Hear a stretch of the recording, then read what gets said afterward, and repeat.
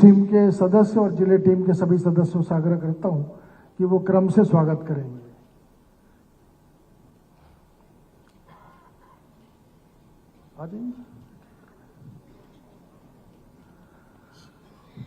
उपस्थित श्री रमेश ठाकुर जी स्वागत करेंगे। माननीय मनमोहन सिंह जी का, मधुमल जी का स्वागत करने के लिए तुषार जी से निवेदन करूंगा। भीमन दास बजाज जी के स्वागत के लिए अमरजीत जी से आग्रह करूंगा।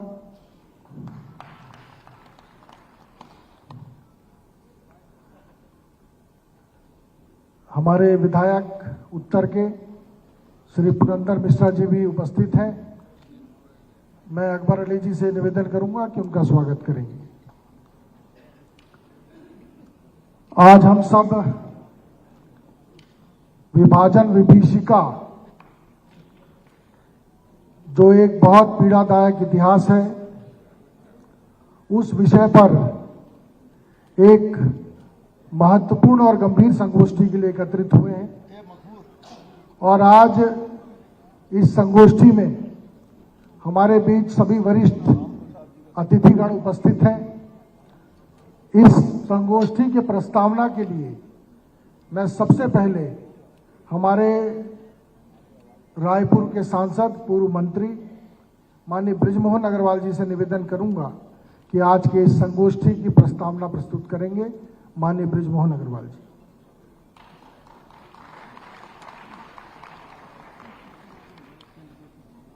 भारत माता की।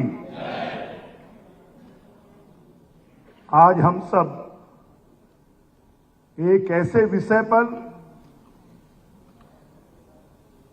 जब हम अमृत काल में स्वतंत्रता दिवस मना रहे हैं, उस समय हमें जो आजादी मिली 15 अगस्त को, उसके पहले 14 अगस्त को जो विभाजन की विभीषिका हुई, उसके बारे में हम सबको जानकारी देने के लिए, मार्गदर्शन देने के लिए आदरणीय श्री प्रकाश जी उपस्थित हैं, जो विस्तृत रूप से आपको बताएंगे। हमारे मध्य में हमारे प्रदेश के मुख्यमंत्री विष्णुदेव साय जी उपस्थित हैं। हमारे मध्य में हमारे क्षेत्रीय संगठन मंत्री अजय जामवाल जी उपस्थित हैं। हमारे संगठन महामंत्री छत्तीसगढ़ के पवन साय जी उपस्थित हैं। हमारे पूर्व सांसद सुनील सोनी जी उपस्थित हैं। हम सबके वरिष्ठ मार्गदर्शक राम प्रताप जी उपस्थित हैं। पुरिंदर मिश्रा जी उपस्थित हैं। मोती साहू जी उपस्थित हैं। और विभाजन की विभीषिका को जिन्होंने झेला है, जिन्होंने भुगता है, जिन्होंने उस कष्ट को देखा है, ऐसे मनमोहन सैलानी जी, मन्नूमल पृथ्वानी जी, भीमन दास बजाज जी भी हमारे बीच में उपस्थित हैं। हमारे जिले के अध्यक्ष भाई जयंती पटेल जी और इस कार्यक्रम के संयोजक अनुराग सिंह जी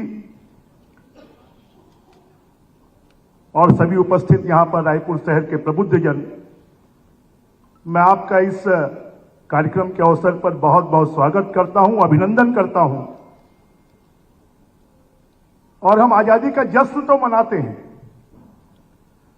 परंतु उस जश्न के साथ में करोड़ों लोगों ने कितना दुख झेला, अपनी मातृभूमि को छोड़ा, अपने जन्म स्थान को छोड़ा, अपनी जड़ों को छोड़ा, अपने परिवार को खोया, अपने परिवार के लोगों के साथ में अत्याचार देखा।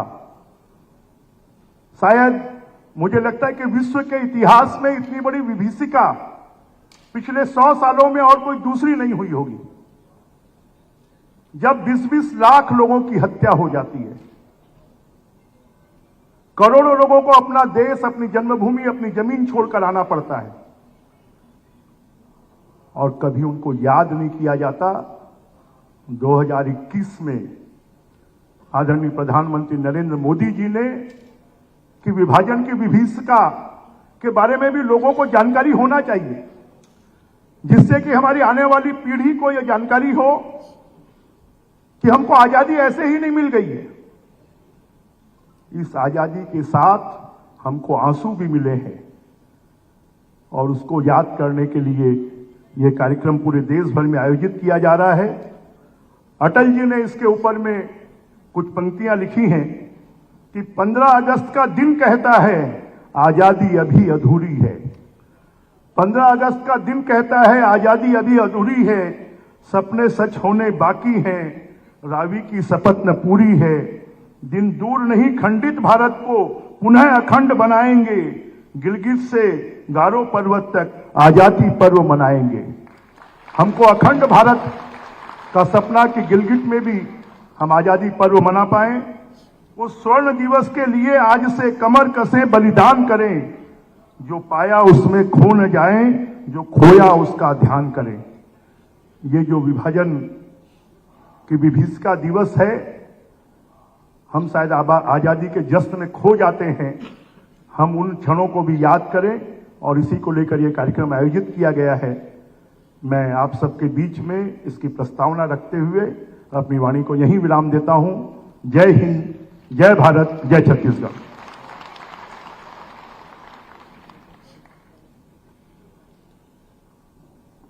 अब इससे पहले कि मैं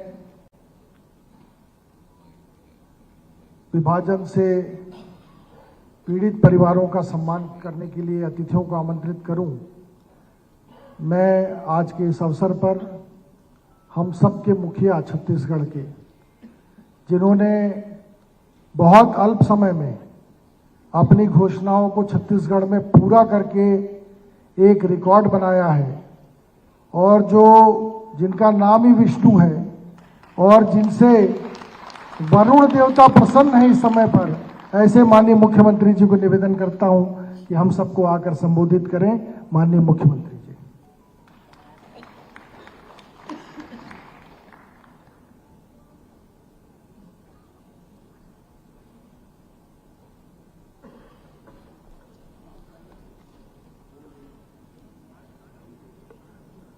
बोलिए भारत माता की, भारत माता की, छत्तीसगढ़ महतारी की, छत्तीसगढ़ महतारी की। आज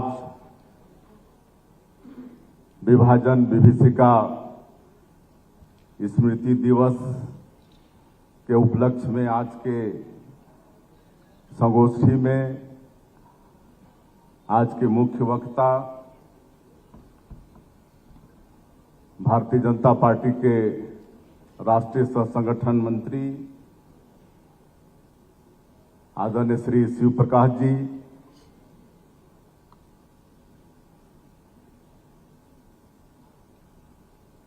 आदरणीय क्षेत्रीय संगठन मंत्री श्री अजय जामवाल जी, रायपुर के लोकप्रिय सांसद श्री बृजमोहन अग्रवाल जी, हमारे प्रदेश के संगठन महामंत्री श्री पवन साई जी, विधायक मोतीलाल साहू जी, विधायक पुरेंद्र मिश्रा जी, पूर्व सांसद सुनील सोनी जी, डॉक्टर राम प्रताप सिंह जी, जिले के अध्यक्ष श्री जयंती पटेल जी, और जिन्होंने विभीषिका के दंश को झेला है, ऐसे मंच में विराजमान सभी हमारे महानुभावगण,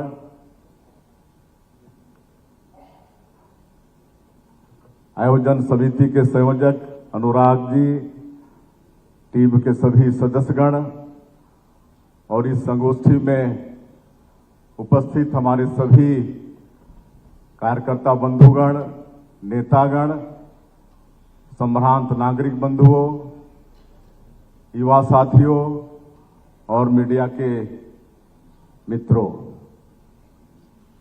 बंधुओं,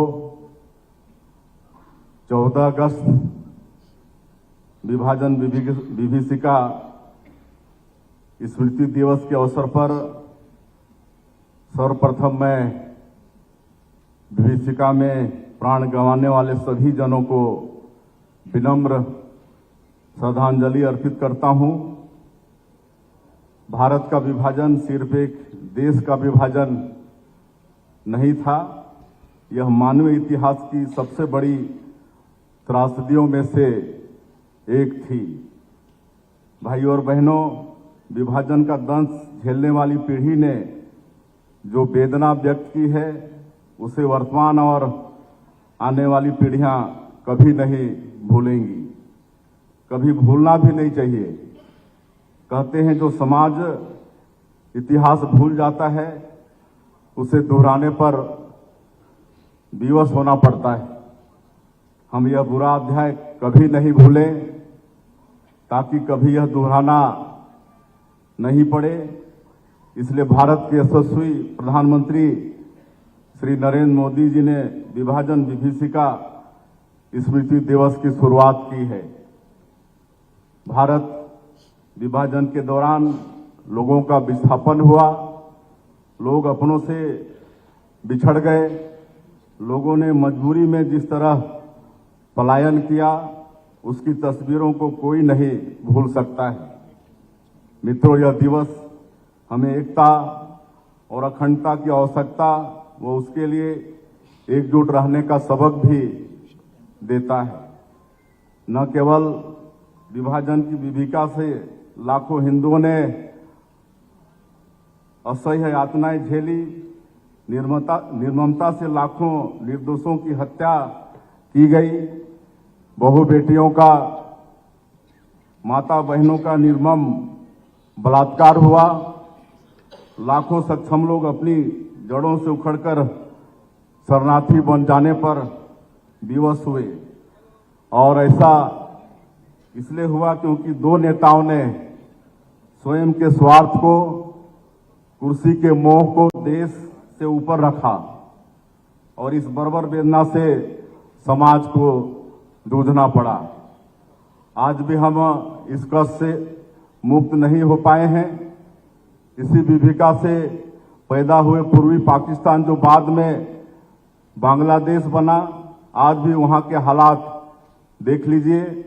आज तख्ता पलट के बाद फिर से वहां भारतीय संस्कृति में रचे बसे बंगालियों को वही क्रूर वेदना झेलनी पड़ रही है। आज भी उनके अत्याचारों की हृदय विदारक समाचार आ रही है। इसलिए भी इस दिन की प्रासंगिकता हमारे लिए सदैव रहेगी ताकि हम हमेशा किसी भी अलगाववादी गतिविधियों के विरुद्ध सावधान रह सकें।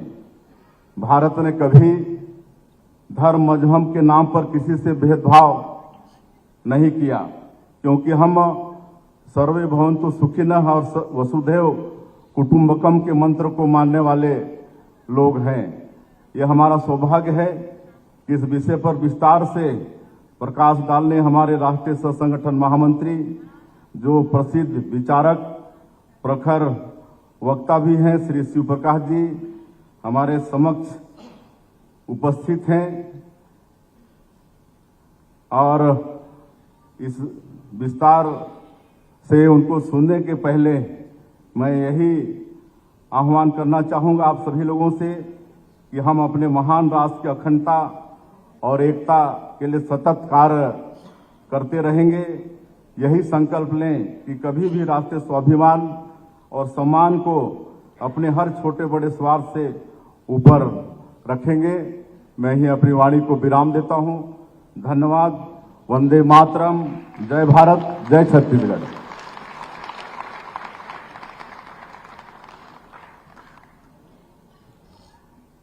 बहुत बहुत धन्यवाद माननीय मुख्यमंत्री जी। आज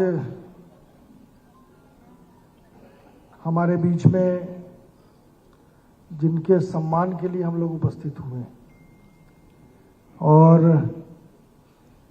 खुद उस पीड़ा को झेलने वाले, उस विभीषिका को झेलने वाले ऐसे हमारे बीच में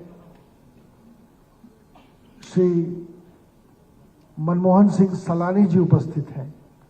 मैं माननीय मुख्यमंत्री जी से और माननीय शिव प्रकाश जी से निवेदन करूंगा कि करतारपुर साहब की फोटो देकर और शॉल पहनाकर उनका अभिनंदन करेंगे, स्वागत करेंगे।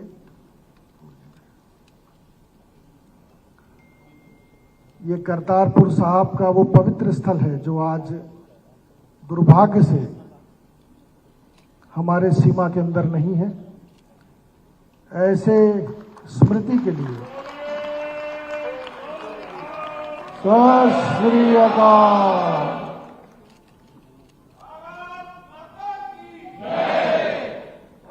डॉक्टर मनुमल पृथ्वानी जी, उनके स्वागत के लिए मैं आग्रह करूंगा माननीय मुख्यमंत्री जी से, माननीय शिव प्रकाश जी से, कि वो माननीय मनुमल पृथ्वानी जी का हिंगलाज माता की तस्वीर देकर, हिंगलाज जो आज हमारे सीमा में नहीं है, उस तस्वीर को देकर, उनका चित्र देकर उनका सम्मान करेंगे। श्रीफल के साथ श्री किशोर आहूजा जी का हम स्वागत करेंगे, वो भी आ जाए मंच पर। श्री लद्दाराम जी का, श्री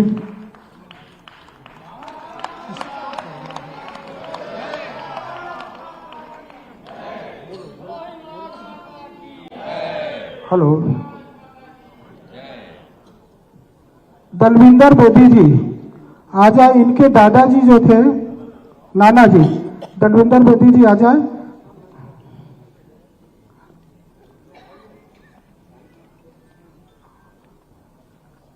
किशोर आहूजा जी समाज के प्रमुख भी हैं और इस कार्यक्रम में लगातार उन्होंने समाज को जोड़ने का काम किया है। दलविंदर बेदी जी,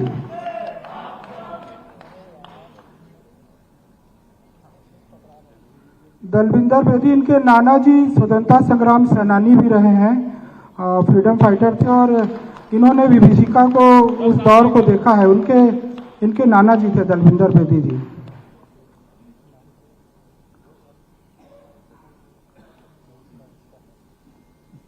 राजेंद्र सिंह जी, राजेंद्र सिंह जी, नरेंद्र पाल जी,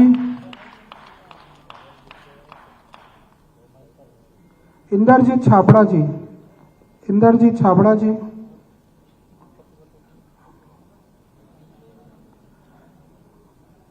रघुवीर छाबड़ा जी,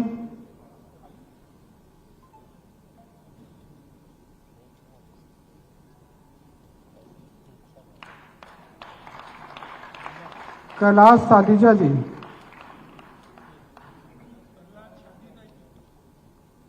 परमानंद आहूजा जी, मुखीमल पृथ्वानी जी, धीमन दास बजाज जी,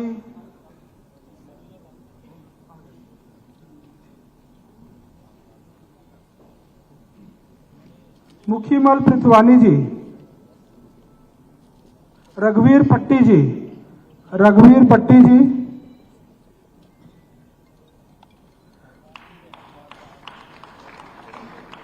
नारायण दास जादवानी जी,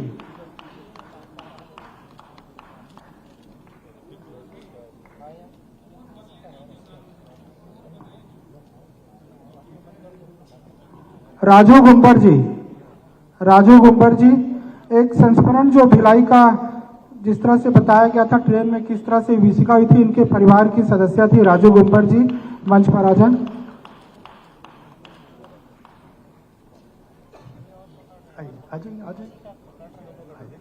और दे दीजिए सॉल से।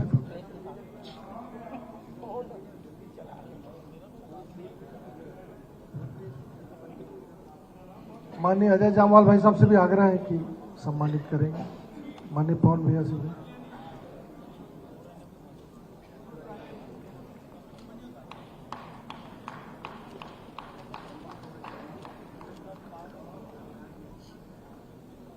बोलिए सो निहाल, बोलिए सो निहाल। हिंगलाज माता की, हिंगलाज माता की, भारत माता की जय जय झूलेलाल। आयो लाल।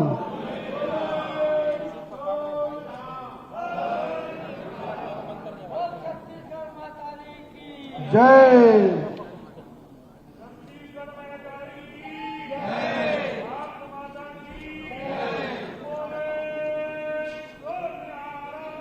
सत श्री अकाल।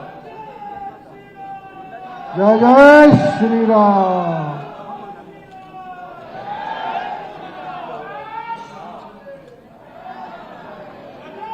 जय जय श्री राम, जय जय श्री राम। भारत माता की, भारत माता की। वंदे वंदे।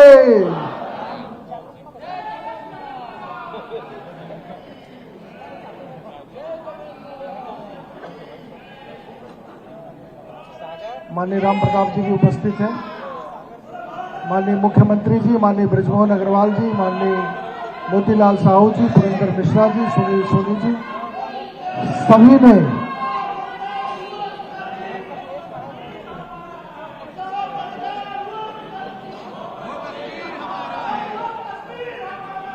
वो सारे का सारा है, वो सारे का सारा है।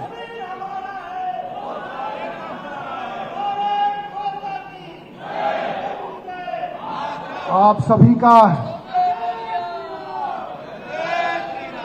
अभिनंदन करके हम सब गौरवान्वित हैं।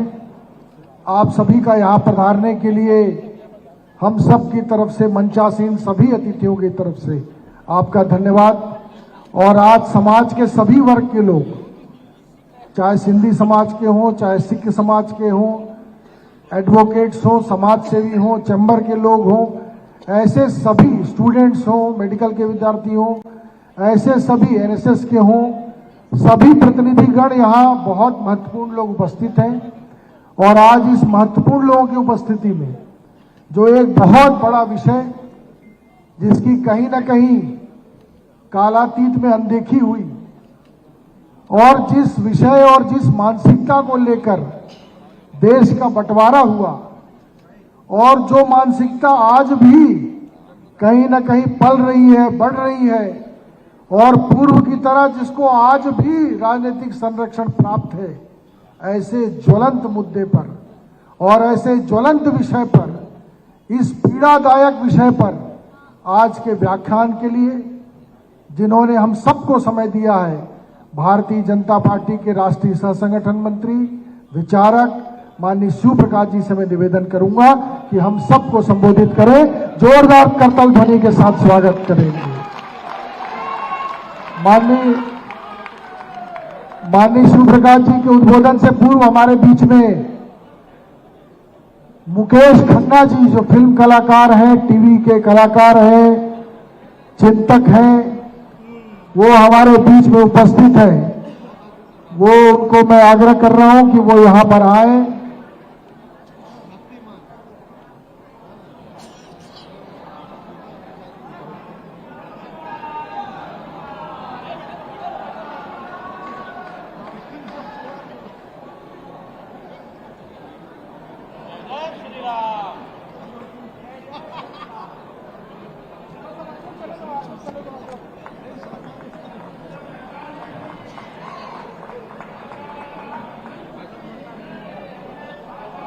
भीष्म पितामह के रूप में जिन्हें हम बहुत नजदीक से जानते हैं, मुकेश खन्ना जी, शक्तिमान के रूप में जो बच्चों के बीच में लोकप्रिय हैं,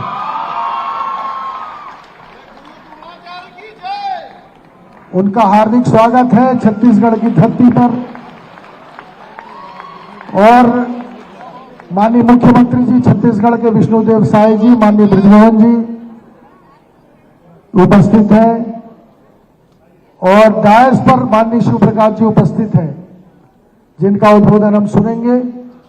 मैं भाई साहब के भाषण से पूर्व मैं स्वागत के लिए जयंती भाई को आग्रह करूंगा कि मुकेश खन्ना जी का स्वागत करेंगे, और उसके बाद हम सब भाई साहब का पूरा व्याख्यान, पूरा विषय, इसके गंभीरता के साथ हम सुनेंगे।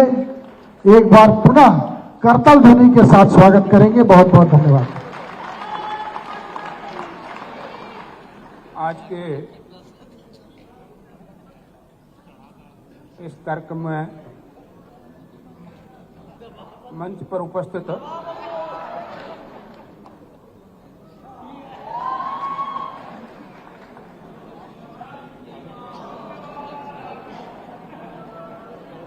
भारत माता की, भारत माता की। चालू करें वाला माइक, ये माइक इधर वाला। हेलो। मंच पर उपस्थित छत्तीसगढ़ प्रदेश के लोकप्रिय मुख्यमंत्री आदरणीय विष्णुदेव साई जी,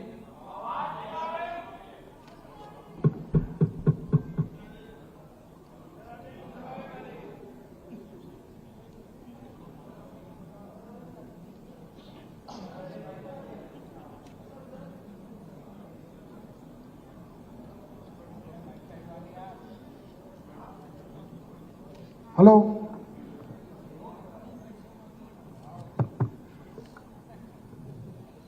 आज के कार्यक्रम में मंच पर उपस्थित छत्तीसगढ़ के हमारे लोकप्रिय मुख्यमंत्री आदरणीय विष्णुदेव साई जी, आपके बीच के लोकप्रिय नेता और हमारे यहाँ के नवनियुक्त सांसद श्री ब्रजमोहन अग्रवाल जी,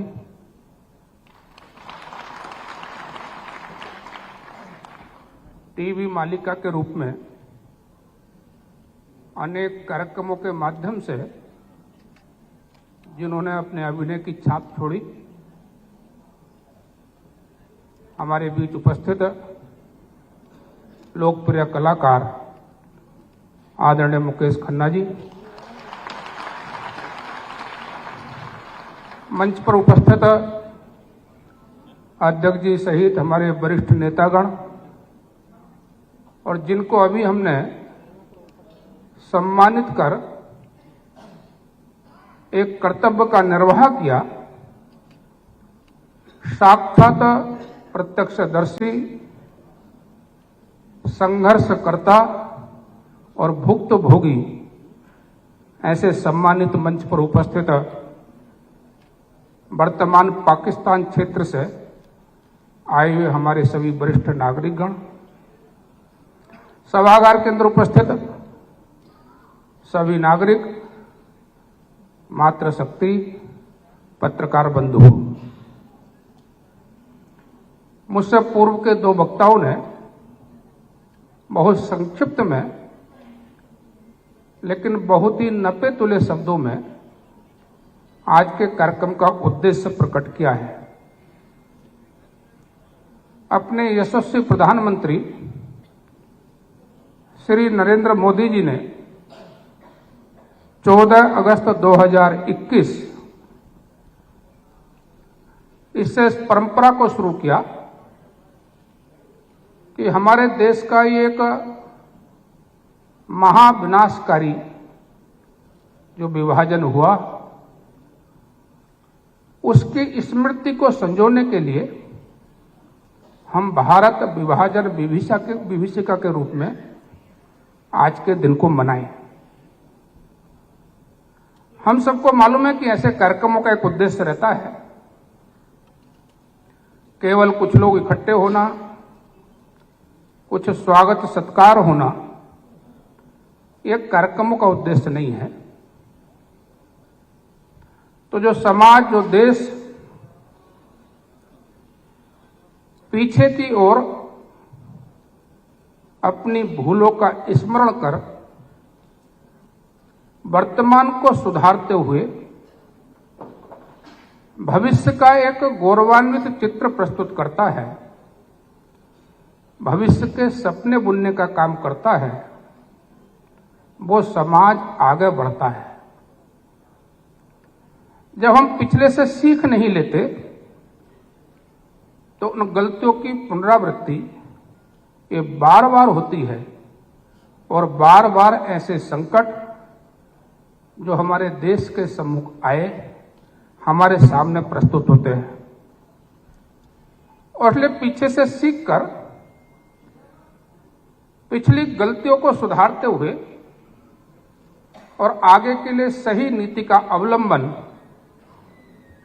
ये हमारे लिए, हमारे समाज के लिए, हमारे देश के लिए आवश्यक है। और आज का यह दिन हमको इस विषय पर विचार करने के लिए प्रेरित करता है और इसलिए संपूर्ण देश के अंदर ये भारत विभाजन का दुखांतिका जिसको हम कहेंगे, इसको मनाने का काम हम कर रहे हैं। कल्पना करके देखिए, 15 अगस्त 1947 को हम स्वतंत्र हुए। कल उसका 78वां स्वतंत्रता दिवस ये हम आयोजित कर रहे हैं।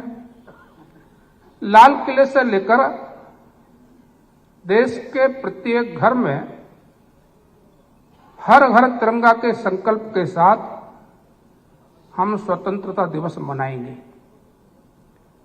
लेकिन जब देश 15 अगस्त 1947 को स्वतंत्रता के जश्न में डूबा था, उसी समय देश के अंदर लाखों लोग ऐसे थे जिनका घर लुट गया, जिनकी अपनी भूमि से उनको अलग होना पड़ा। हमारे ही समान उन्होंने भी स्वतंत्रता के लिए आंदोलन किया था, वो भी जेल गए थे। कांग्रेस के अधिवेशन लाहौर कराची के अंदर भी हुए थे और 1930 में उसी लाहौर के अंदर पूर्ण स्वराज्य का नेहरू जी के नेतृत्व में संकल्प भी हमने पारित किया था। ये क्षेत्र हमसे छूट रहा था। कैसा था वो दृश्य, इसका यदि वर्णन करना हो तो आंकड़े में बोलना हो तो अलग अलग प्रकार के लोगों ने अलग अलग प्रकार के आंकड़े दिए हैं। आज भी सही गणना करना संभव नहीं है। 2 लाख से लेकर 20 लाख तक की संख्या इस आबादी के अदला बदली में देश के विभाजन होने के कारण से हत्या की शिकार हुई है। लॉर्ड माउंटबेटन की प्रशंसा में उनके ही 2 अंग्रेज अधिकारियों ने एक पुस्तक लिखी, फ्रीडम एट मिडनाइट। हिंदी रूपांतर आया, आजादी आधी रात के बाद। वो लोग भी 8 से 10 लाख संख्या ये स्वीकार करते हैं। लोगों का कहना ऐसा है कि 20 लाख से अधिक लोगों की हत्या हुई होगी। 1.5 करोड़ लोगों को इस आबादी की अदला बदली के अंदर अपनी भूमि से निर्वासित होना पड़ा और 78,000 वर्ग मील भूमि ये हमारे हाथ से चली गई और भारत माता खंडित हो गई। हम सब यहां बैठे हैं, हमारी परंपरा सनातनी परंपरा कहलाती है और सनातनी परंपरा के अंदर खंडित प्रतिमा की पूजा नहीं होती। हम मंदिर के अंदर जाते हैं, यदि मंदिर की प्रतिमा का कोई भी अंग भंग होता है तो हम उसको पूजा योग्य नहीं मानते। लेकिन इस भारत माता को भी हमारे क्रांतिकारियों ने साक्षात देवी के रूप में माना था। वंदे मातरम के अंदर बंकिम बाबू लिखते हैं, त्वं ही दुर्गा 10 प्रहर धारणी, कमला कमल विहारणी, वाणी विद्यादायिनी। तुम ही लक्ष्मी हो, तुम ही सरस्वती हो, तुम ही दुर्गा हो। तुम ही दुर्गा 10 प्रहर धारणी। जिसको हमने मां माना, जिसको दुर्गा माना, जिसको लक्ष्मी माना, जिसको सरस्वती माना, जिसके बारे में कहा गया तोमारा ही प्रतिमा गढ़ी मंदिरे मंदिरे, तेरी ही प्रतिमा है। वो मां जिसकी स्वतंत्रता के लिए असंख्य क्रांतिकारियों ने अपने जीवन को दांव पर लगाया था, वो खंडित हो गई। मैं उसकी घटनाओं का बहुत उल्लेख नहीं करूंगा। इस मर्मांतक पीड़ा का छोटे से 1-2 उदाहरण देना हो तो आप कल्पना कर सकते हैं, और जो मंच पर बैठे हुए हमारे महानुभाव हैं उन्होंने और उनके पूर्वजों ने वो संस्मरण आगे वाली पीढ़ी को बताए होंगे। जत्थे के जत्थे चले थे, सियालकोट से चले, लाहौर से चले, देश के कोने कोने से चले, कराची से चले, हैदराबाद से चले, वहां से 1000 लोगों का जत्था चलता था। भारत में आते आते 10, 20, 25 बजते थे। जो बांग्लादेश में अभी हो रहा है, इसकी छोटी सी कल्पना आप करके देखो तो उस समय कितना विवश हुआ होगा। इससे भी अधिक मर्मांतक था वो। कोई महिला सुरक्षित नहीं थी, माता बहन सुरक्षित नहीं थी। इतिहास की इतनी भी घटनाएं हैं कि जब पुरुषों को लगा कि माताएं बहनें ये सुरक्षित नहीं रख सकते, हम अपने हाथ से मां ने पुत्रियों को मार दिया। अपने हाथ से पिता ने पुत्रियों को जहर दे दिया। एक छोटा सा उदाहरण बताता हूं। लाहौर से अमृतसर के लिए एक ट्रेन आई थी। 7 बोगियों की ट्रेन थी। अमृतसर के रेलवे स्टेशन पर बहुत भीड़ थी, क्योंकि उनके परिवार के कुछ लोग पहले आ चुके थे, कुछ लोग बाद में आने वाले थे। रेलवे स्टेशन खचाखच भरा था। लोगों को कल्पना थी कि इस ट्रेन में किसी की बहन आएगी, किसी की बेटी आएगी, किसी का भाई आएगा, किसी का पुत्र आएगा, और उसको लेने के लिए तीव्र प्रतीक्षा और जो भीड़ थी। ट्रेन आई, 7 बोगियों की ट्रेन थी। ट्रेन से कोई सवारी नहीं उतरी।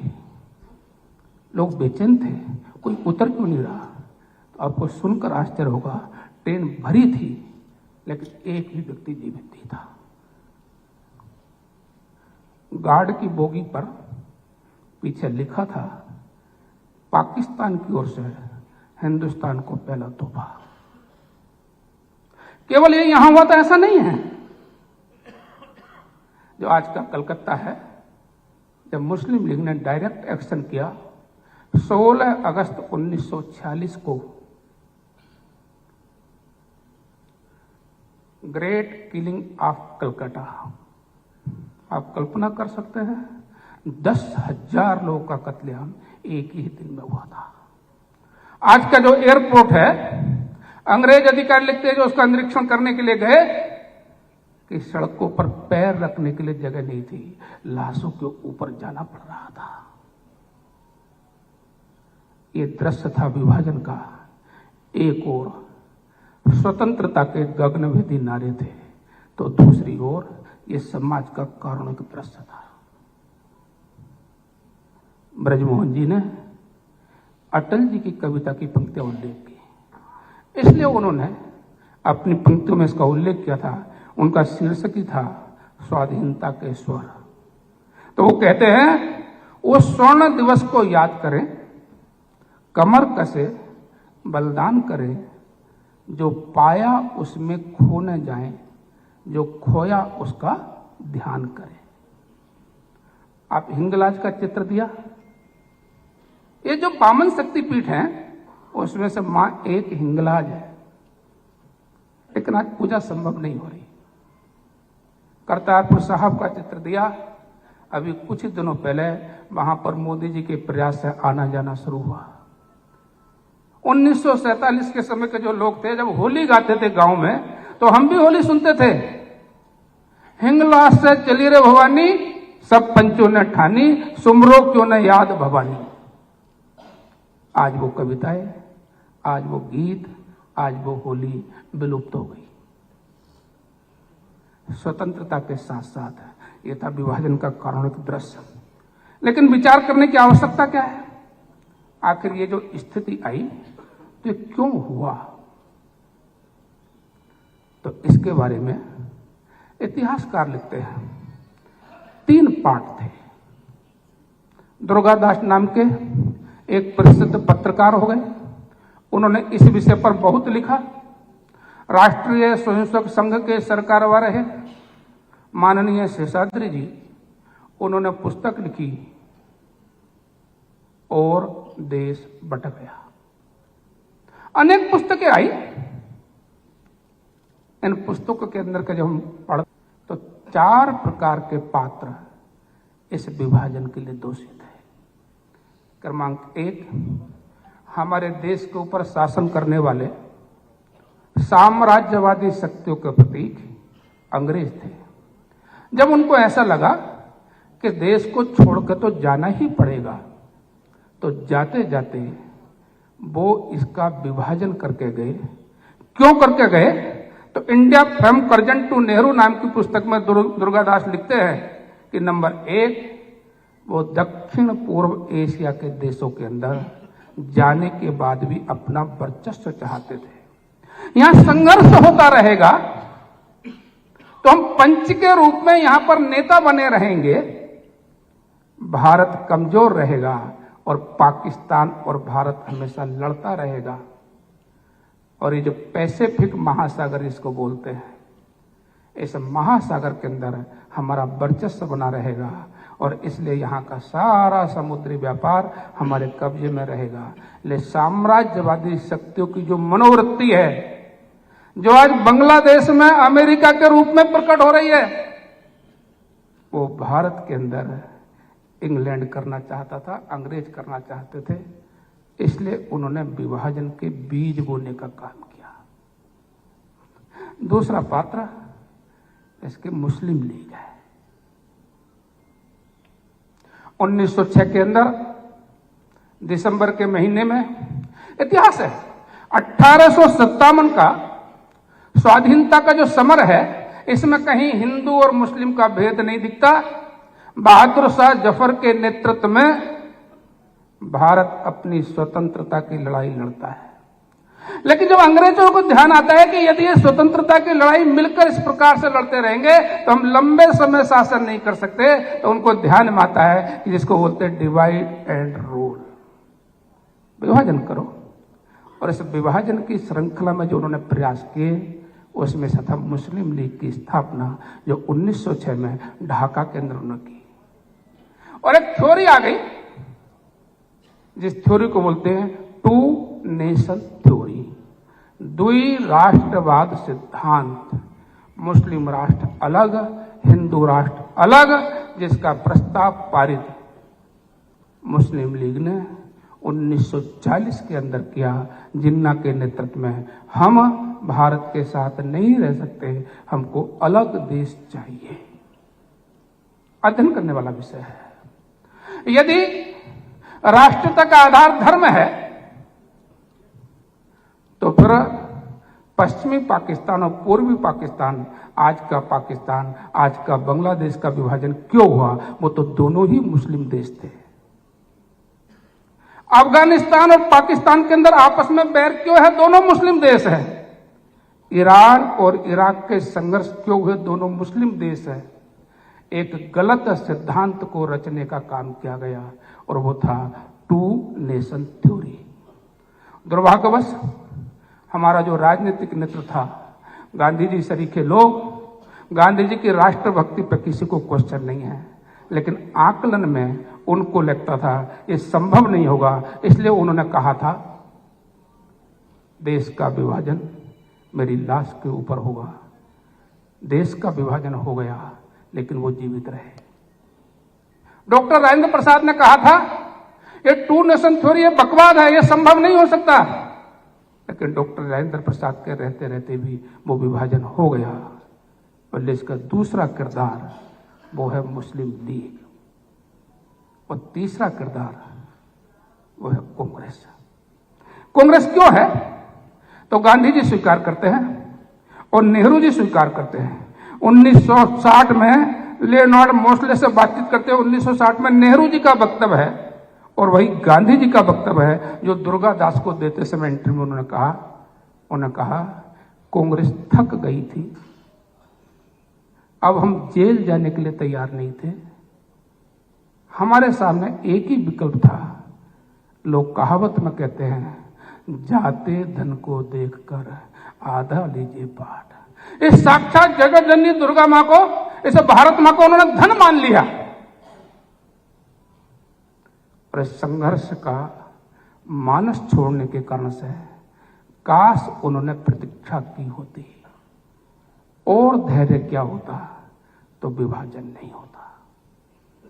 और इसलिए तीसरा किरदार कांग्रेस के लचर नेतृत्व, सत्ता प्रेमी नेतृत्व इसके कारण सदा। और चौथा, आज जो संपूर्ण विश्व के अंदर प्रकट हो रहा है वो है लेफ्ट ऑर्गेनाइजेशन, वामपंथी। इन्होंने भारत की और अंग्रेजों की लड़ाई को बुर्जुआ की लड़ाई मान लिया और अंग्रेजों के साथ खड़े हो गए। ये मैं नहीं, बाटलीवाला नाम के कम्युनिस्ट हुए। उस समय जब पोलित ब्यूरो के महासचिव थे 1942, 43, 44 के अंदर, उनका नाम था पीसी जोशी। वो अल्मोड़ा के रहने वाले थे, मैं उनको घर कर देख आया हूं।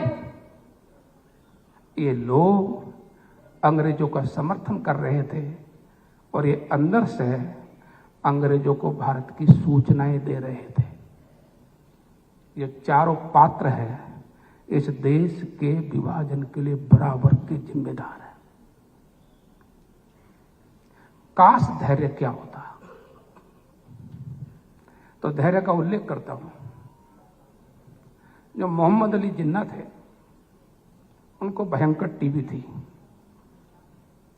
और इसलिए 11 सितंबर 1948 को, यानी स्वतंत्रता के 11 महीने बाद ही उनका स्वर्गवास हो गया। बहुत अस्वस्थ थे। जब वो कराची के अंदर 7 अगस्त को उनका प्लेन मुंबई से कराची में लैंड करता है, 7 अगस्त 1947 को, विभाजन पक्का होने के बाद, तब वो अपने एडीसी को, उनकी स्थिति ऐसी थी वो हवाई जहाज से अपने आप नहीं उतर सके, उनको सहारे के साथ उतारना पड़ा। तो वो कहते हैं अपने एडीसी को, मुझे कल्पना नहीं थी इतनी जल्दी पाकिस्तान मिल जाएगा और कांग्रेस मान जाएगी। दूसरा, धैर्य नहीं किया। इसके और 3 उदाहरण हैं। आजाद हिंद फौज, उसके सैनिक जो जेल में अंग्रेजों ने डाले थे, उनके प्रति समर्थन भारत में जागृत हो रहा था। उनका ट्रायल चल रहा था और 1946-47 में जो क्रांतिकारी, जो सेनानी आजाद हिंद फौज के छूट रहे थे, जब वो अपने घर जा रहे थे तो उनका भव्य स्वागत हो रहा था। इसके कारण से अंग्रेजों को लगता था कि यदि आजाद हिंद फौज के सैनिकों के प्रति जनता इस प्रकार से खड़ी रही तो हम विभाजन नहीं कर सकते। इसलिए विभाजन की डेट दूसरी तय हुई थी, वो जल्दी भारत छोड़कर चले गए। ये देशभक्ति का ज्वार भारत में आजाद हिंद फौज के सैनिकों के प्रति जागृत हो रहा था। तीसरी बात क्या थी? मुंबई के अंदर नेवी ने विद्रोह कर दिया था और अंग्रेजों की बात को मानने से इनकार कर दिया था। और सेना, जिस सेना के बल पर अंग्रेज यहां शासन कर रहे थे, उसमें विरोध में आग खड़ी हो रही थी। इसलिए अंग्रेजों को लगता था जल्दी जाना चाहिए, नहीं तो संभव नहीं होगा। और चौथी बात वो इतिहास की है। आज आप ढाका के अंदर देख रहे हैं, 2 दिन से एक रिएक्शन शुरू हो रहा है। चटगांव के अंदर, ढाका के अंदर हजारों हजार हिंदू समाज अल्पसंख्यक वहां का सड़कों पर उतर आया। ऐसा ही ये 1946 के डायरेक्ट एक्शन के बाद देश के अंदर हिंदूवादी संगठनों के नेतृत्व में हिंदू समाज की प्रतिक्रिया आ रही थी। और इसलिए यदि कुछ समय धैर्य क्या होता तो इस देश का विभाजन संभव नहीं था, शायद कुछ लोग और लोगों का बलिदान होता।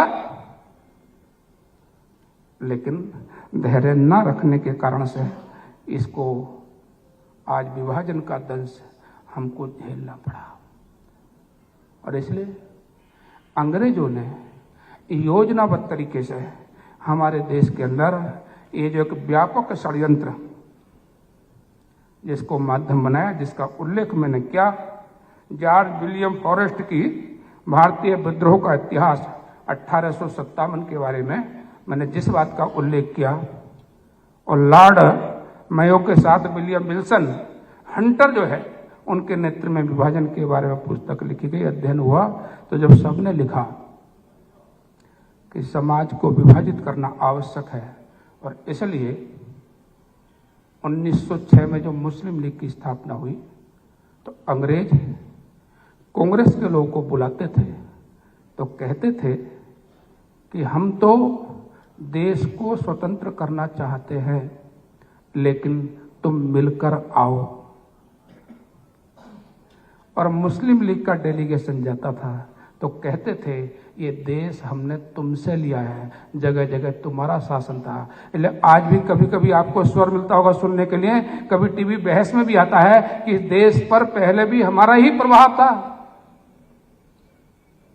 और इसलिए इन दोनों तर्कों के आधार पर हिंदू और मुस्लिम की खाई को वो बढ़ाते चले गए और इसकी परिणति हुई भारत के अंदर एक नए प्रकार का। इतिहास को याद करिए आप,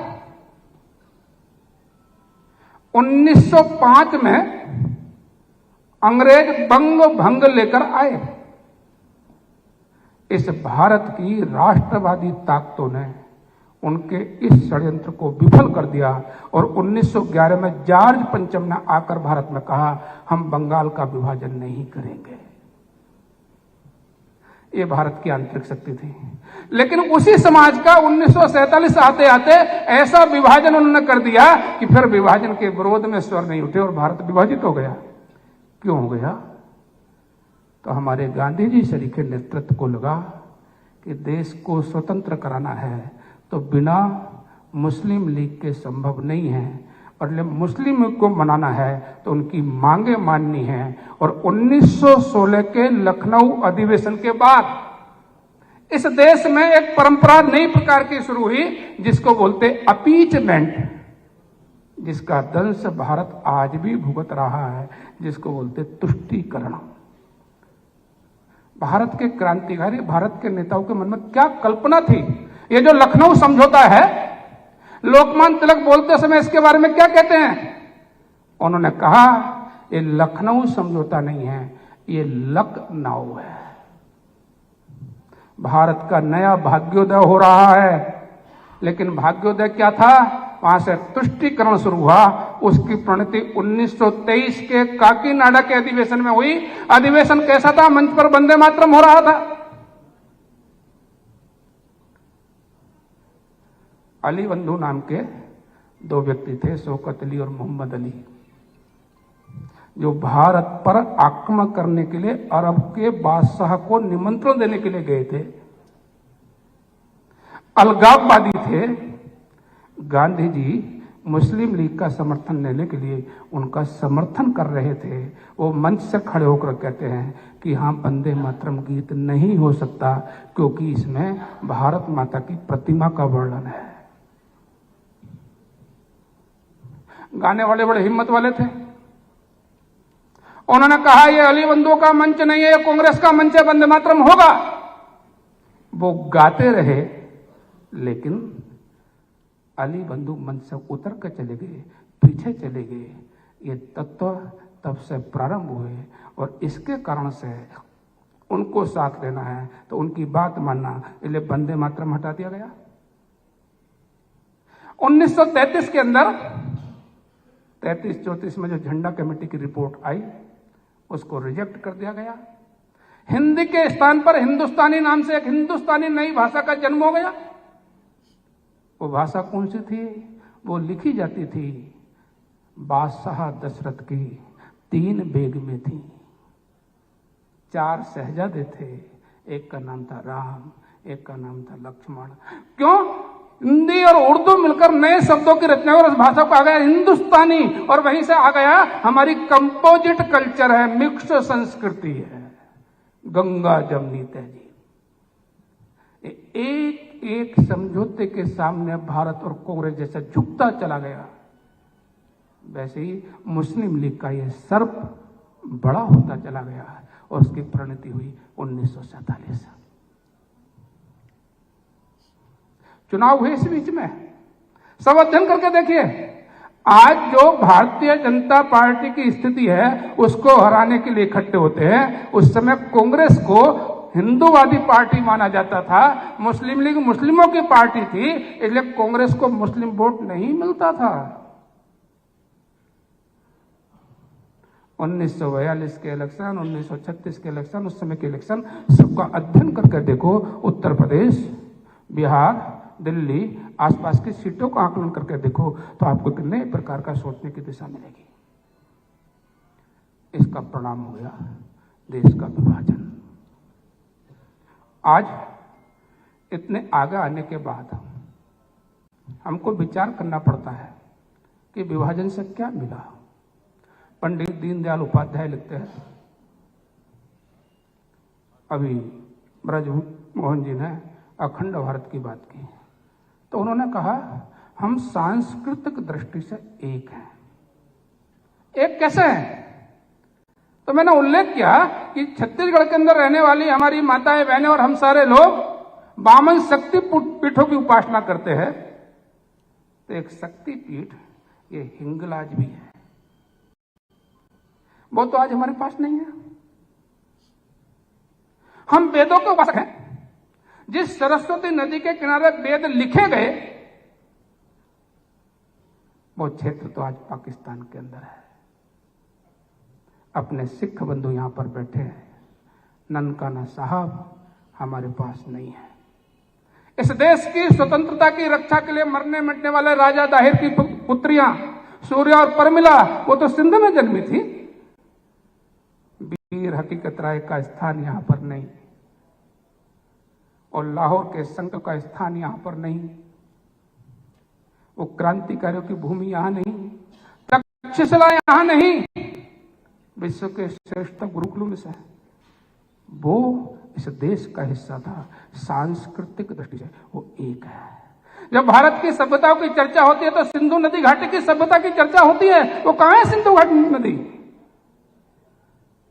और जनगण मन के अंदर बोले जाने वाला पंजाब, सिंधु, गुजरात, मराठा, पंजाब का आधा बच गया। पंजाब की क्या पहचान थी? हम लोग पढ़ते थे रावी, सिंधु, सतलज, झेलम और चिन्नाब। इन पांचों के बीच में बसा मुल्क पंजाब। ना रावी है, ना सिंधु है, सतलज जाती है, झेलम उधर जाती है, पंजाब बचा नहीं। पंजाब के क्रांतिकारी, पंजाब का इतिहास बचा नहीं। और इसलिए हम सांस्कृतिक दृष्टि से एक हैं। ढाका के अंदर ढाकेश्वरी मंदिर है। स्वामी विवेकानंद जी उसका दर्शन करने के लिए गए थे। संघ के संस्थापक डॉक्टर हेडगेवार जी के क्रांतिकारी गुरु वो चटगांव के रहने वाले थे। आज वो हमारे पास नहीं है। और इसलिए सांस्कृतिक दृष्टि से हम कमजोर हो गए। एक देश था, परमात्मा ने इसकी रक्षा की थी। आर्थिक दृष्टि से हम तो किसी प्रकार से संभल रहे हैं, लेकिन पाकिस्तान की आर्थिक स्थिति क्या है? भीख का कटोरा लेकर चाइना और अमेरिका का पिछलग्गू बनकर, मोहरा बनकर काम कर रहा है, क्योंकि आर्थिक दृष्टि से कमजोर है। क्योंकि आर्थिक इकाई भारत और वो मिलकर एक थी। जूट पैदा बांग्लादेश के अंदर होता है, उपयोग भारत में होता है। गेहूं, चीनी, कपास, ये आर्थिक दृष्टि से एक इकाई थी। ये एक होता तो दुनिया का सबसे अधिक समृद्ध और शक्तिशाली क्षेत्र होता। ये ताकत इसकी थी। सारा जल, सारे खनिज, सारा हिमालय और सुरक्षा पर होने वाला खर्चा हम बट गए, इसलिए पड़ गया। इसलिए दीनदयाल जी कहते हैं सुरक्षा के लिए, समृद्धि के लिए और संस्कृति के लिए ये एक इकाई है और ये सांस्कृतिक इकाई है। बंधु, इनको बांटने वाली जो ताकतें हैं आज भी आप विचार करेंगे तो वो उसी प्रकार से खड़ी है। वो ताकतें आज हम देश का दृश्य जब अपने सामने रखते हैं तो फिर से वही विवाद है।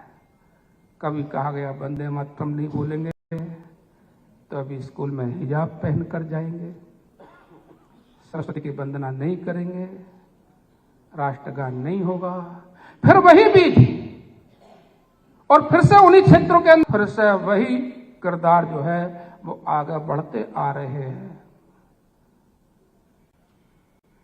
आज दिशा में जा रहा है क्या? नहीं तो दुनिया की ताकतें फिर से इकट्ठे होकर ट्रंप आ जाएगा तो ये आखिरी चुनाव है अमेरिका का, संविधान बदल जाएगा। कमला हैरिस बोल रही है।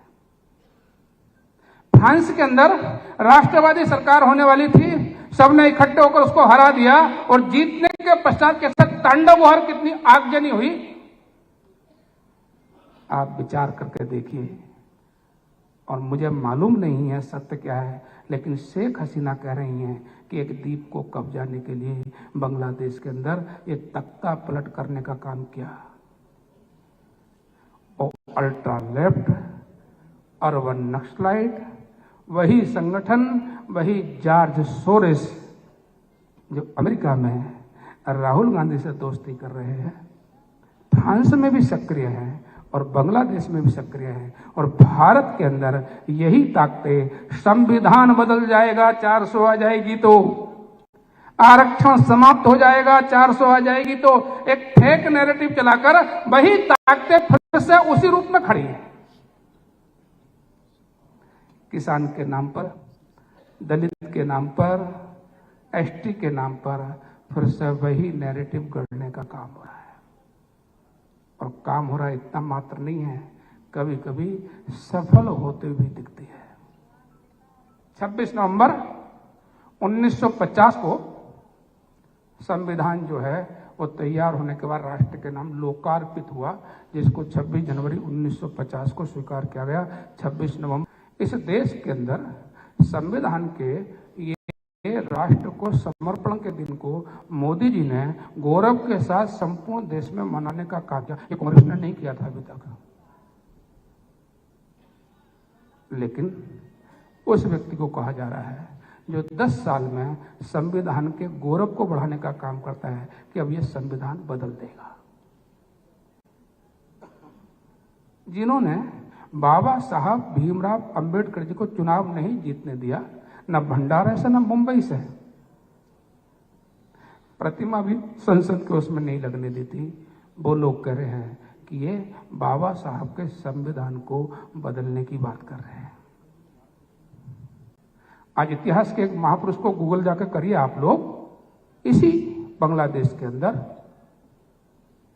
एक बड़े दलित नेता हुए, बाबा साहब के समान ही विद्वान थे, उनका नाम था जोगेंद्र नाथ मंडल। ये जोगेंद्र नाथ मंडल जो है, इन्होंने कहा कि हमारे समाज को यानी अनुसूचित समाज को न्याय हिंदू समाज के साथ रहकर नहीं, मुस्लिम समाज के साथ रहकर मिल सकता है। वो मोहम्मद अली जिन्ना और लियाकत अली के दोस्त थे और इसलिए उन्होंने वर्तमान बांग्लादेश के अनुसूचित लोगों को कहा कि तुम मुस्लिम लीग का समर्थन करो। और उनके समर्थन और वोटिंग के कारण से कई जिले जो भारत में आ सकते थे वो यहां नहीं आ पाए और पाकिस्तान में चले गए। लेकिन कुछ समय बाद जिन्ना तो मिले नहीं। लियाकत अली को उन्होंने पत्र लिखा है, तो वो जो लिखते हैं वो कहते हैं, मैं कानून मंत्री थे, रियासतों के बंटवारे के मंत्री थे, वो कहते हैं कि मैंने अपने समाज को इसलिए पाकिस्तान के साथ नहीं जोड़ा था कि उनकी हत्याएं होंगी, सील भंग होगा, मेरे हजारों लोग मार दिए गए हैं, माताओं बहनों के साथ ऐसा रहा और मंदिर टूट रहे। उनका पत्र गूगल पर है जो लियाकत अली को उन्होंने लिखा है। आज वही उनका समाज, मैं बंगाल में रहा हूं, जो संपन्न लोग थे, समृद्ध लोग थे, वो तो पहले ही आ गए थे बंगाल के अंदर, बचे बेचारे गरीब अनुसूचित, वही मंडल आज उनके साथ जो हो रहा है। ये सारी बातें हमको सोचने के लिए विवश करती हैं। क्या भारत, कमजोर भारत, इस प्रकार का लड़ता हुआ भारत, ये ऐसी परिस्थितियों का बनेगा? और तथाकथित धर्मनिरपेक्षता के नाम पर आजकल बोल रहे लोग, मुझे बोलने की तो अवस्था लगती नहीं जाता है। फिलिस्तीन पर होने वाले, बांग्लादेश पे चुप है। क्या उनके मानवाधिकार नहीं है? क्या वो माताओं बहनों के मानवाधिकार नहीं है? उनके हित में आवाज नहीं उठनी चाहिए? लेकिन ये दोहरा चरित्र है। ये दोहरा चरित्र ही भारत के विभाजन का उस समय भी दोषी था और आज भी कमजोर करने का दोषी है। इस सारे परिदृश्य पर एक विहंगम दृष्टि डालकर हमको अपने समाज को आगे बढ़ना है। चिंतित होने की आवश्यकता नहीं, इसलिए नहीं कि आज कोई ऐसी ताकत नहीं है जो भारत को पुनः विभाजित कर सके, क्योंकि राष्ट्रवादी ताकतें उस समय उतनी शक्तिशाली नहीं थी। आज देश के भारत माता की हुंकार करने वाले लोग देश देश के अंदर हैं।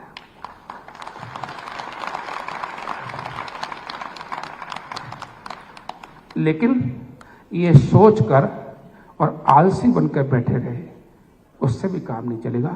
और इसलिए इस सारे विषय का विचार, इसका अध्ययन करके हम समाज के अंदर ये डिस्कशन का विषय बनना चाहिए। लोगों को मालूम होना चाहिए सत्य क्या है, असत्य क्या है, और इसलिए हम स्वयं भी सक्रिय बने, इसकी जानकारी भी इकट्ठा करें, इसका अध्ययन भी करें और अपने आने वाली पीढ़ी को इसको बताएं। मैंने इजराइल के बारे में पढ़ा था। 2000 साल तक अपनी भूमि से अलग रहने के बाद भी वो जब मिलते थे आपस में तो कहते थे अगली बार यरूशलेम में। 2000 साल अपनी भूमि से अलग रहा है यहूदी समाज, लेकिन 2000 साल तक याद रखता रहा और अपनी पीढ़ी को याद कराता रहा कि हमारा देश वो था। ये राष्ट्र के प्रति ये जो जज्बा है, जो इच्छा शक्ति है, जो विल पावर है, ये किसी भी राष्ट्र को आगे लेकर जाती है। आज वो दुनिया की शक्ति बनकर सबको चुनौती देने का काम कर रहा है। तो हम हमारी पीढ़ी को बताएं कि गुरु नानक देव जी कहाँ जन्मे थे, हिंगलाज क्या है, करतार साहब क्या है, गुरु पुत्रों का बलिदान क्यों हुआ, हमारी पीढ़ी क्यों छूट गई, सिंध क्या था, वेदों की रचना क्या हुई, कौन से पवित्र स्थान थे, पारणी कहाँ के रहने वाले थे और तक्षशिला कहाँ था। और इसलिए आने वाली पीढ़ी के अंदर ये इच्छा जागृत करना कि हमारा है और हम लेकर रहेंगे। दूसरा, आज दुनिया भर के अंदर जो साम्राज्यवादी ताकतें हैं, जो उसमें इंग्लैंड के रूप में थी, आज वो अलग अलग रूपों में प्रकट हो रही है। इन साम्राज्यवादी ताकतों की असलियत को समझते हुए इनके द्वारा चलने वाले फेक नैरेटिव, इसका ठीक उत्तर देने की व्यवस्था, इसके लिए भी अध्ययन की आवश्यकता है। ले डिस्कशन करने वाले ग्रुप बनने चाहिए, सामान्य गांव की भाषा में लोगों को समझाने की व्यवस्था चाहिए। इस राष्ट्र की चेतना को जागृत करने का काम ये करने की आवश्यकता है। और तीसरा, समाज की शक्ति और राजनीतिक शक्ति, ये शक्ति जितनी प्रभावी होती है, राष्ट्रवादी ताकतें जितनी प्रभावी होती हैं, उतना ही इस विचार को मजबूती मिलती है। और इसलिए आने वाले समय में इस समाज की ताकत को बढ़ाएं। यदि हम ये करते हैं तो निश्चित रूप से आने वाला समय ये हमारा होगा। अटल जी की कविता की पंक्तियों से ही समाप्त करता हूं, क्योंकि ब्रजमोहन जी ने अटल जी से शुरू किया था और उन्होंने कहा था, किसने मां का दूध पिया, किसने मां का दूध पिया जो रोके गति तूफानी, देशभक्ति का ज्वार उफनाती चली जवानी, युवक हार जाते हैं लेकिन यौवन कभी ना हारा, और एक निमिष की बात नहीं है, चिर संघर्ष हमारा। इस सबके लिए हम सन्नद्ध हों, सक्रिय हों, समाज को बताएं। इतना निवेदन करते हुए आज के इस अवसर पर मैं अपनी बात को समाप्त करता हूं। भारत माता की जय। एक बार खड़े होकर करताल ध्वनि के साथ भाई साहब को धन्यवाद दें, अभिनंदन करें। बहुत हम सब के लिए मार्मिक और जितने विषय पर हमको ज्ञान नहीं था या ध्यान नहीं था, आज ध्यान आया है। बहुत बहुत धन्यवाद भाई साहब। एक बहुत बैठ जाए अपने स्थान पर।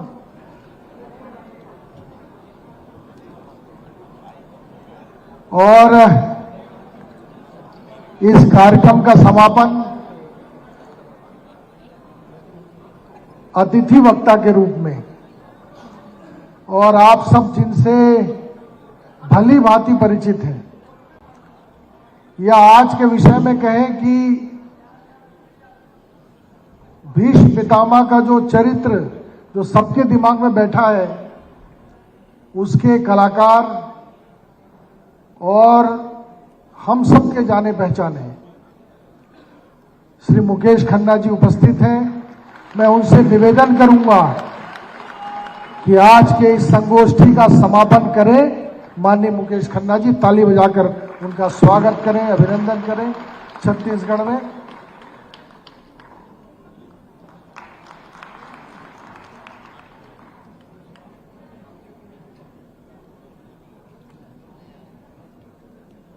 क्या कहूं, आयुष्मान भव कहूं या विजयी भव कहूं। आजकल की हालात को देखकर आयुष्मान भव को पीछे रखकर विजयी भव पुत्र की आवश्यकता है। पुत्र, आज हमारे देश को हर क्षेत्र में विजय की आवश्यकता है, चाहे वो आर्थिक हो, चाहे सामाजिक हो, चाहे वो आध्यात्मिक हो, चाहे देश के लिए हो, चाहे विदेश के लिए हो, चाहे मां के लिए हो या बाप के लिए हो या बेटे के लिए हो। विजय, जो भीष्म पितामह ने एक बार कहा था अर्जुन को, विजय हमें सस्ते दामों में नहीं मिली है पुत्र, सस्ते दामों में नहीं मिली है। मैं यही कहना चाहूंगा कि वो द्वापर युग था, अब हम कलयुग में जी रहे हैं। आज विजय की परिभाषा बदल गई है। उस जमाने में जंग होती थी, वॉर होती थी, युद्ध होती थी। जैसे ही सूर्य अस्त होता था, लोग खींची हुई धनुष को रोक देते थे और युद्ध रुक जाता था। वो नीति शास्त्र था, वो नीति से लड़ाई करते थे। आज पीछे से हमले होते हैं, आज साजिशों से हमले होते हैं। आज जयचंद और मीर जाफर हमारे किले के दरवाजे खोल देते हैं। आओ, क्लाइव को बोलते हैं आओ। हमारे देश को लूटने वाले बाहर के लोग भी हैं, अंदर के लोग भी वो हैं। उनको समझने की आवश्यकता है, उनको पहचानने की आवश्यकता है। अभी अभी इन्होंने कहा कि कुछ बातें ऐसी होती है जिन पर विचार करना के लिए हम विवश होते हैं। मैं भी यही कहूंगा कि कहा तो यही जाता है कि लोग कहते हैं, बुजुर्ग भी कह के गए, कभी भी अपने बुरे दिन याद मत रखो, कभी भी अपनी हार को याद मत रखो। बुरे दिनों को याद नहीं करना चाहिए, परंतु मैं कहता हूं कि कुछ बातें ऐसी होती हैं जो बुरी होती हैं, लेकिन उसको याद करना आवश्यक होता है। वो आपके चरित्र को बनाती है, आपके धर्म की रक्षा करती है, आपको आधार देती है, आपको शक्ति देती है, आपको विचार देती है, आपको सोचने की एक मजबूरी देती है कि सोच बेटा सोच, क्या हुआ था उस जमाने में जब नेहरू जी ने कहा था कि व्हेन द मिडनाइट में सब लोग सो रहे हैं तो हमारा देश आजाद हो रहा है। आपने सुना होगा वो फेमस बात। लेकिन मैं ये पूछना चाहता हूं, कितनों की लाशों पर वो हमें स्वतंत्रता मिली? कितनों की लाशों पर? कहीं सोचा गया था उस वक्त? ये ऐसे आजाद चंद लोगों की, मैं कहूंगा, संवेदनहीनता की वजह से हुआ है, सोच की वजह से हुआ है। उसको याद करना आवश्यकता है। हमें इस विभाजन की जो विभीषणा है, जो आप कहते हो कि आपको ये स्मृति दिवस मनाना चाहिए, बहुत अच्छा करते हैं आप। मोदी जी ने ये शुरुआत की है कि याद करो 14 अगस्त 14 को। मैं उसको समर्थन करता हूं। याद कीजिए साहब, याद कीजिए। ये देश धर्म के आधार पर बटा है। धर्म, राजनीति में धर्म नहीं होता पुत्र, लेकिन राजनीति में धर्म आया और धर्म के आधार पर पाकिस्तान बना और यहां पर हिंदुस्तान बना। लेकिन साहब, पाकिस्तान तो बना, हिंदुस्तान कहां बना है अभी तक? कहां है हमारे हिंदू लोग जो अपने आप को गर्व से वो इसलिए नहीं कहते कि वोट बैंक चाहिए उनको, वो इसलिए नहीं कहते कि अगर मैं इनके बारे में विरुद्ध बोल गया मुझे वोट नहीं मिलेगा। अरे साहब हट जाइए, इलेक्शन मत लड़िए, देश पहले आता है। पितामह ने भी युधिष्ठिर को कहा था, राजा देश के लिए होता है, पुत्र देश राजा के लिए नहीं होता। आज का हर नेता देश को अपने बाप की मिल्कियत समझकर जेब में लेके घूमता है, जबकि मैं कहता हूं कि आप जब कभी भी सेवक, आप जब बनकर आते हो नेता, चाहे एमएलए, एमपी या कॉर्पोरेटर, आप राजा बनकर नहीं आते साहब, आप सेवक बनकर आते हो।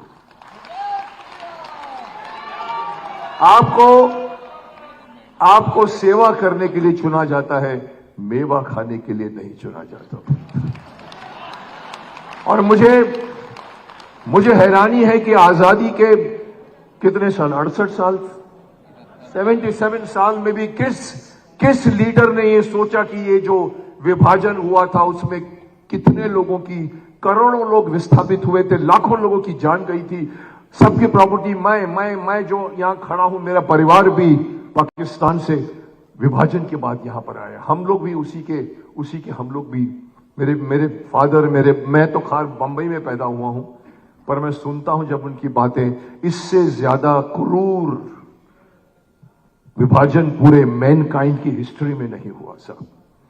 दिस वॉज अ मोस्ट, इस विभाजन को याद करके लोगों को आगे की आपको स्ट्रेटेजी बनानी चाहिए। आज हमारे लेफ्ट कहूं कि राइट कहूं, बांग्लादेश जल रहा है और बांग्लादेश की आग की आंच आप पर आ रही है। मैंने अभी किसी वीडियो में कहा, मैंने कहा देखिए फिर से पाकिस्तान वहां घुसने के इरादे पर है, अमेरिका हेल्प कर रहा है, जागो को मारा जा रहा है वहां पर, और हमारे यहां के अभी भी सोच रहे हैं कि करे कि ना करे। अरे जाइए अपनी मिलिट्री को लेकर जाइए। 1971 में शायद 93 जवानों को घुटनों पर बिठा दिया था पाकिस्तान के। उस वक्त उन्होंने अगर चाहते तो आजाद कश्मीर भी मांग सकते थे। आज फिर से वो पुनरावृत्ति हो रही है। मैं चाहता हूं कि जागो और बांग्लादेश के अंदर उनको मदद करो, क्योंकि वहां जो घुसने की कोशिश कर रहा है वो देश के हित में नहीं है।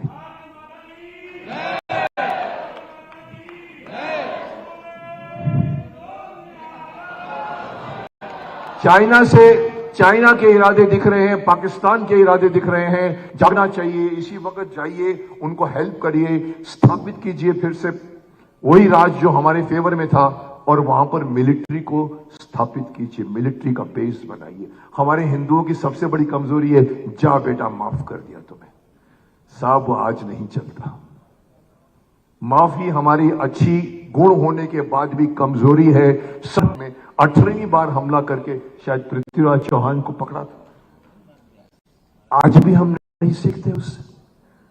मिलिट्री, अमेरिका जिस किसी को हेल्प करती, चाहे वियतनाम हो, चाहे वो रशिया हो, चाहे वो अफगानिस्तान हो, चाहे कोई भी हो, वहां जब जाती है तो अपने वहां पर बेस बनाती है, वहां पर मिलिट्री रख के आती है। हमारे हिंदुस्तान वाले हेल्प करके उन 93,000 छोड़ दिया उनको, बांग्लादेश बन गया। उनकी सेना का कोई भी बंदा वहां पर नहीं है। साहब बंदे रखिए, आप अपनी वहां मिलिट्री का बेस रखिए, क्योंकि वहां से दुश्मन देश घुसने की तैयारी में है, घुसने की कोशिश कर रहे हैं। अरुणाचल प्रदेश से घुस चुके हैं, तिब्बत में बैठे हुए हैं, नेपाल से घुस सकते हैं। नेपाल को अपना बनाइए, बांग्लादेश को अपना बनाइए, लंका को अपना बनाइए, अपने फिर से वही अखंड भारत को फिर से इमेजिन कीजिए, जो अफगानिस्तान से लेकर मलेशिया तक चलता था, आज टुकड़ों में बट गया है। 15 अगस्त में अगर नेहरू जी कहते हैं कि हमें आजादी मिली है, पर मैं उनसे पूछ नहीं सकता, मगर पूछना चाहूंगा, कभी आपने देखा है कि किन दामों पर मिली है पुत्र को? किन दामों पर? लॉर्ड माउंट बैटन के कहने पर मिली थी? जिन्ना के बोलने पर मिली थी? वो जिन्ना जो मालूम था कि 6 महीना नहीं जिएगा। इन्होंने अभी जो बात बताई है वो सही बताई है कि जब वो एयरपोर्ट पे उतरे थे उसकी हालत खराब थी बहुत। उसके बाद भी वल्लभ भाई पटेल को साइड कर दिया गया था, वल्लभ भाई पटेल जी को।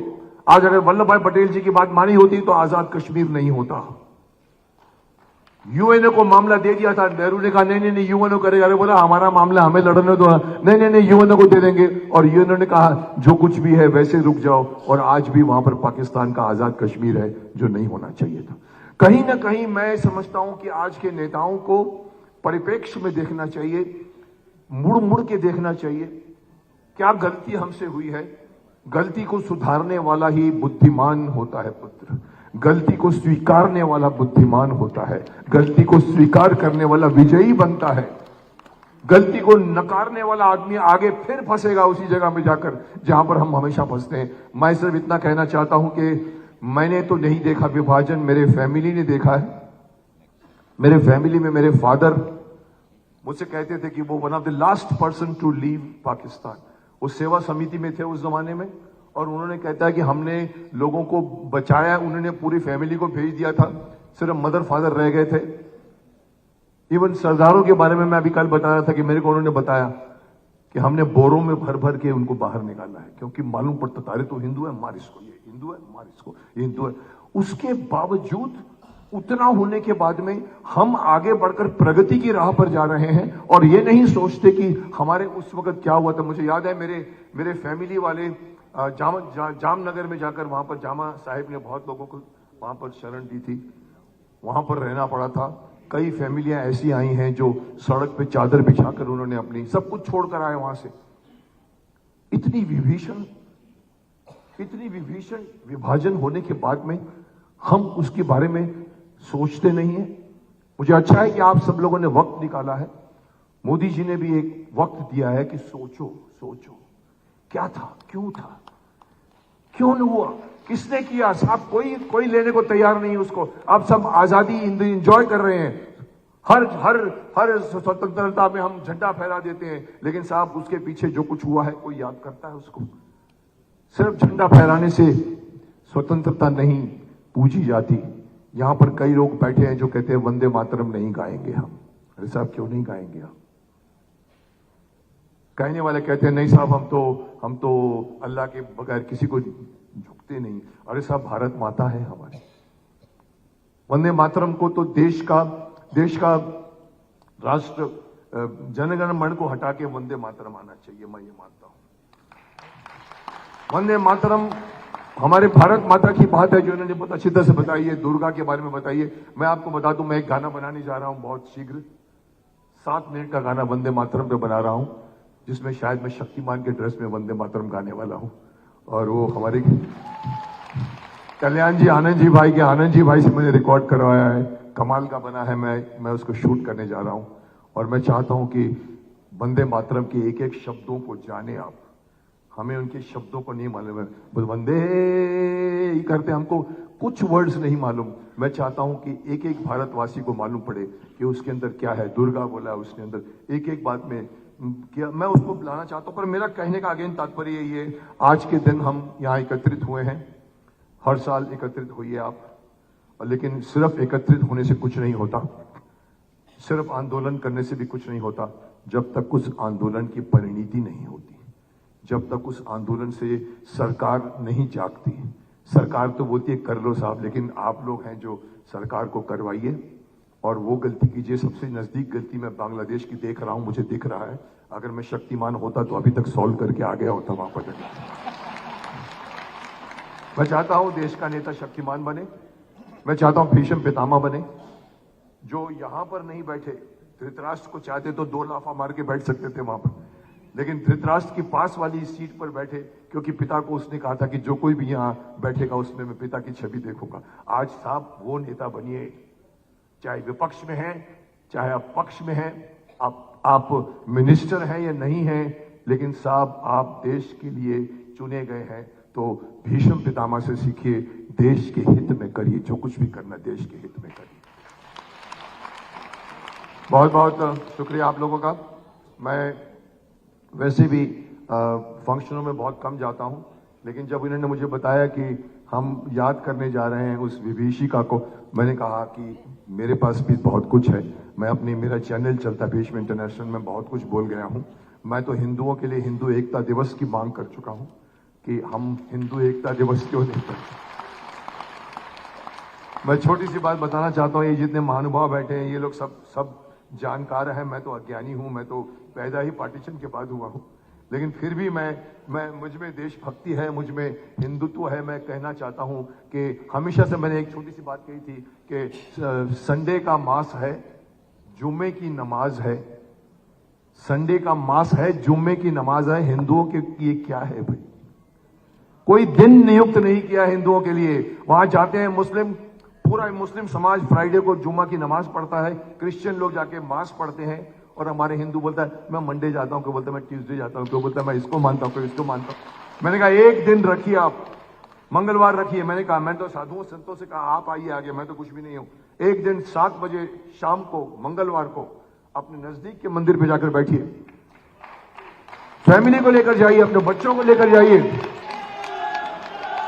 80 करोड़ में से अगर 40 करोड़ भी आदमी सीधे बैठकर ओंकार का जाप करे या कुछ भी ना करे, सीधा बैठे, और ऊपर से अगर आप ड्रोन कैमरा लेके शॉट दिखाइए, आपको दिखेगा कि हिंदू हैं बैठे हुए हैं 50 करोड़।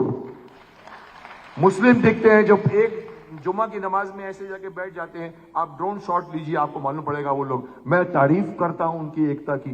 सीटी मारो तो सब मुस्लिम इकट्ठे हो जाते हैं। यहां पर अगर कानपुर में एक हनुमान के मंदिर के पुजारी को मारा जाता, कोई सामने नहीं आता सब। क्यों? क्योंकि एकता नहीं है हमारे, एकता नहीं है। बहुत जरूरी है इस वक्त इन सब चीजों से अगर हम हिंदू एक हो जाएं, आप समझ लीजिए कि आप एवरेस्ट पहाड़ पर चढ़ गए हैं। कोशिश कीजिए, मैं फिर से कहूंगा, विजयी भव पुत्र, विजयी भव, विजयी भव।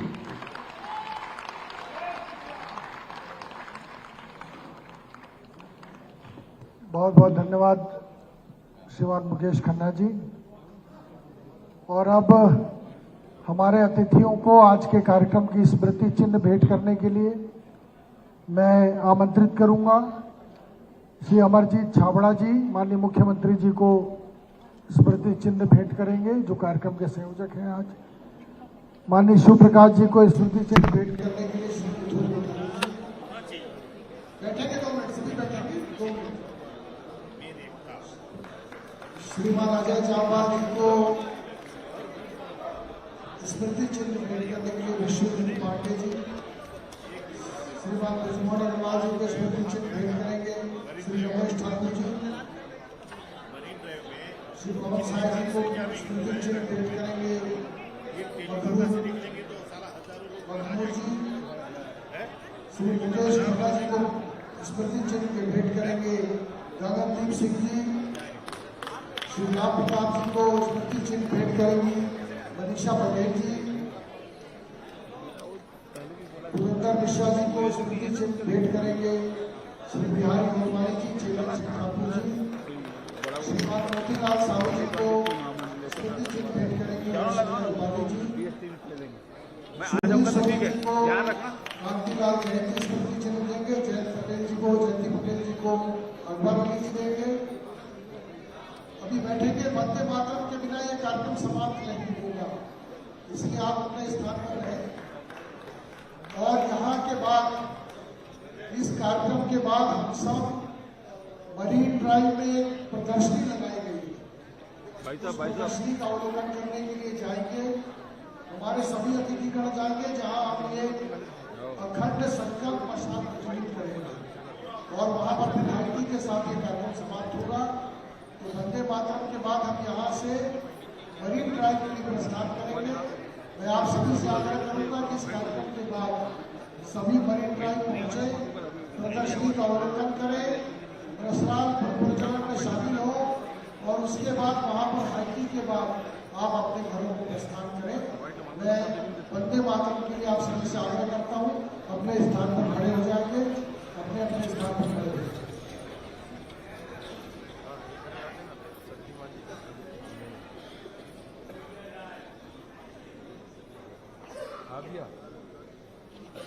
सामूहिक रूप से बस होने वाला भी 1 वंदे